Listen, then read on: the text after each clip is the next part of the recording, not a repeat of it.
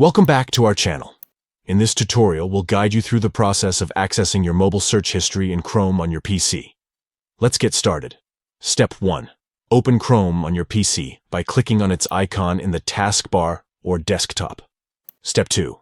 At the top right corner of the Chrome window, click on the More button. It looks like 3 vertical dots. Step 3. Hover your cursor over History in the drop-down menu that appears.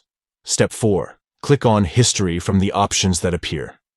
This will open the History page. Step 5. On the left side of the History page, click on Tabs from Other Devices.